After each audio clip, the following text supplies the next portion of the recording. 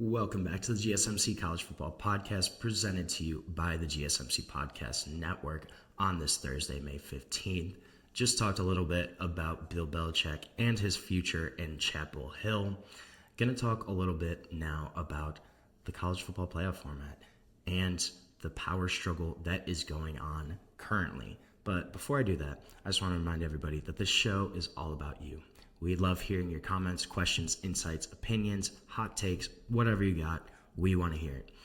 We want to make this show as interactive, as exciting as possible. One easy way to do that is to use the Super Chat feature. If you're on YouTube, all you have to do is click the $ at the bottom of the chat box, type in your message there. This ensures that it gets on the air, gets read live. It's also just a great way to support our channel, support what we're trying to build here at GSMC. We couldn't do what we do without your ongoing support. We're so grateful to have you all as a part of our community here. Now, let's talk a little bit about the college football playoff format. So one kind of quick anecdotal story here is on Monday, about 5 p.m., just as kind of the ACC spring meetings were kicking off, a Pennsylvania congressman named Brennan Boyle made a big splash when he opened his social media account, typed out a message and sent it out, and it was really a shot across the bow at the Big Ten and the SEC for their attempt to kind of manipulate the future of the college football playoff format. He tweeted out, "The next time the Big Ten or SEC wants to meet with me about NIL, they need to be prepared to first explain to me how they justify trying to rig the college football playoff." And then he added a hashtag at the end, and it was hashtag greed. And that pretty much seems like it's the case here.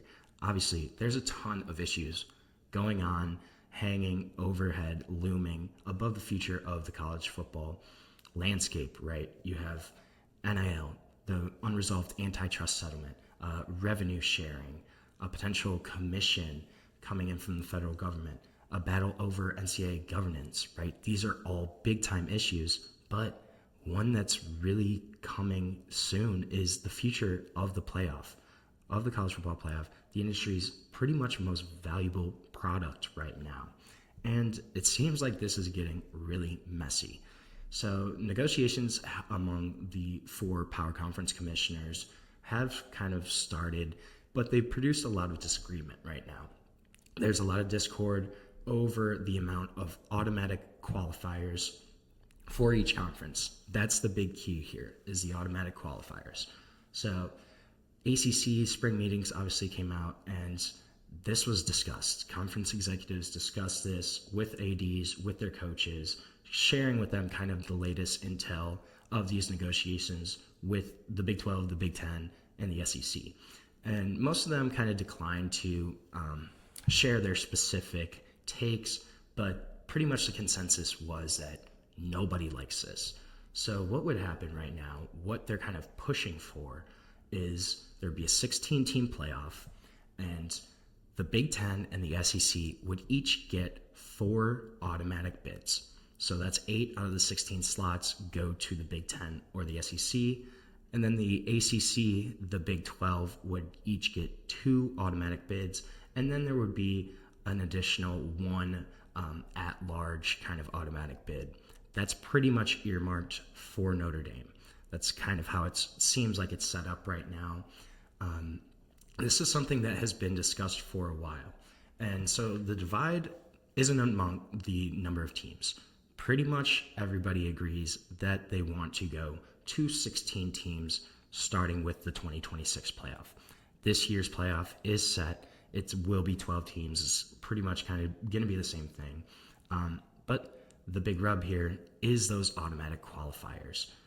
The Big 12 and the ACC leaders, they want more than just 2 automatic spots right now. Those 2 conferences, their officials are expected to kind of propose alternate models to the Big Ten, to the SEC over the next couple weeks. But this is something where these conferences gave the Big Ten and SEC all of this power. They signed over a memorandum last spring which extended the college football playoff television deal with ESPN until 2031. But in that memorandum, it essentially gave the Big Ten and the SEC almost all of the negotiating power for the future of the college football playoff, for the future of that formatting. So you essentially gave these conferences that power, right? They all agreed to it last year, and it just kind of seems like it's coming to a forefront, coming to kind of a messy disagreement right now. So there's been several alternate models that have kind of been discussed with ACC athletic directors this week. There are a variety of different formats that would get them a third automatic qualifier spot, even if that spot is potentially conditional on like the conference's rankings, on the playoff committee's rankings. But there are a lot of issues from those in the SEC and the Big Ten over those proposals. One model would be 4 for the Big Ten, 4 for the SEC, and then 3 each for the Big 12 and the ACC. And then you have that one at-large kind of bid. Or ACC teams were also kind of suggesting they would get 3, the Big 12 would get 2, and then there's still that one. That one is pretty much earmarked for Notre Dame. If the Irish kind of finish inside the top 16, which has happened pretty much every year. There's only been a couple years since, I want to say 2015, that they did not finish in the top 16 in the country. So that's kind of protected for them. But this is something where these other conferences, the ACC, the Big 12, they want more. They want more than they are getting right now. But then on the other side, this is something where should they even have automatic qualifiers? Mario Cristobal, Miami head coach, he said granting spots, it doesn't make any sense. This is a sport that's never been about gifting, right? Football is about earning your keep, and automatic qualifiers kind of go against that entire theory. So at a meeting of the 4 Power Conference athletic commissioners in New York City last week, the Big Ten SEC commissioners, Tony Petitti, Greg Sankey, they really solidified their presence, made it known that they want the 4-4-2-2-1 model. And it's been a long time coming, right? Last spring, during the negotiations to extend the ESPN TV contract, Tony Petitti originally kind of proposed a similar format. At that point, it was 3 each for the SEC and the Big Ten, and then 2, 2, and 1. That was roundly rejected. Soundly, nobody really wanted that. But a year later, after joint meetings between the SEC and the Big Ten, where those two conferences met by themselves, right? They didn't invite anybody else. It was the SEC and the Big Ten. They had separate meetings. Their administrators in those leagues, they kind of encouraged the leadership to try to bump up to 4 automatic qualifiers. And the ACC and the Big 12 are not alone in kind of their rejection, their pushback to this format. Pete Bevacqua, that's the Notre Dame athletic director, who he's one of the 11 members of the college football kind of governance board. It's him and then the 10 FBS conference commissioners. Pete Bevacqua, he's spoken out against this format within meetings with people that have had knowledge of these discussions. They've kind of said that. And this is something that is going to have major pushback. Pat Narduzzi, he kind of echoed similar sentiments to Mario Cristobal, the head coach of Pitt. He said, I think you should earn your way in. It comes down to the image of the Big Ten and the SEC and where they are. And there's basically a lack of respect for the ACC. And he said he didn't like it. Rhett Ashley, who's the SMU coach, he used a basketball analogy that I actually really liked. So he cited the SEC's record of 14 teams making the March Madness tournament this year, right? A record for a number of teams from one particular conference. So he said if we guaranteed spots based on the past, just look at basketball the past 5 years. 6 years ago or so, the SEC would get 3 to 4 teams in the tournament. Now, they got 14 in this past year. But if this year's NCAA tournament was predicated on 5 years ago, 10 of those schools would have been left out of the conference, of the championship, of the bracket of March Madness. So it's kind of hard to limit the future based on the past. And I agree with that sentiment, right? We don't know could the ACC in 5 years have 4 or 5 really great teams? Could the power balance shift again?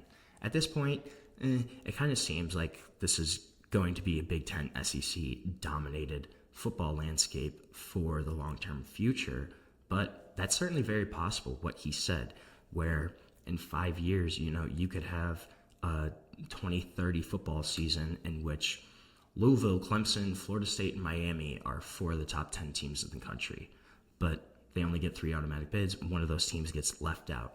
That's certainly a possibility that I could see happening. Then you also got to look at the political pressure kind of in the backlash on the leaders in the Big Ten and the SEC. It seems like it's mounting, right?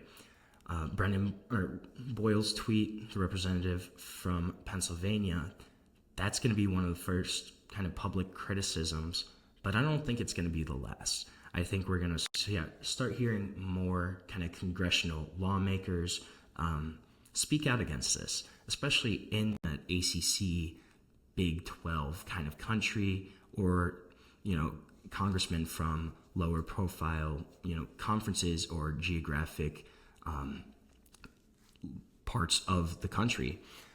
That's going to be something I think we can start hearing from more. And then if you look at this potential college commission that's maybe going to be founded, one of the guys that's reportedly at the head of that is Cody Campbell.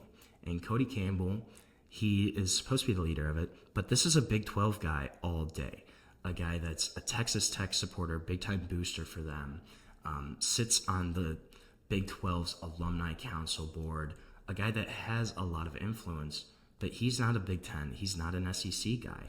He's a Big 12 guy. Could that be something where that kind of influence helps propel the Big 12, the ACC, into a better negotiating situation? And then looking at any kind of 16-team format, it would have to begin in 2026, but this could be something where we're not really sure how it would work out. Under the proposed format right now, 2 playing games would be played on the second weekend of December, which is the Army-Navy game.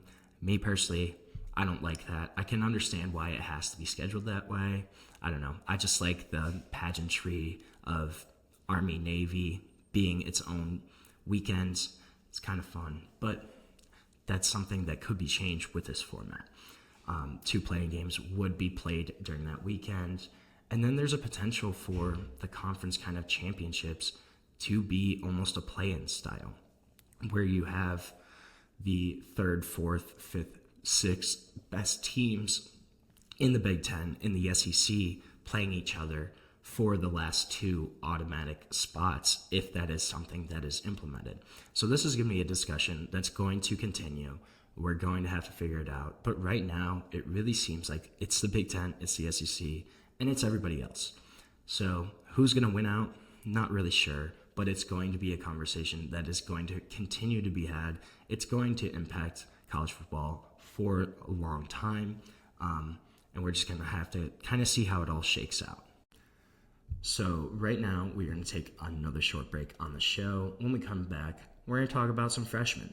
Talk about guys that I think can make immediate impacts right away on the football field. But we're going to dive into all of that when we come back on the GSMC College Football Podcast.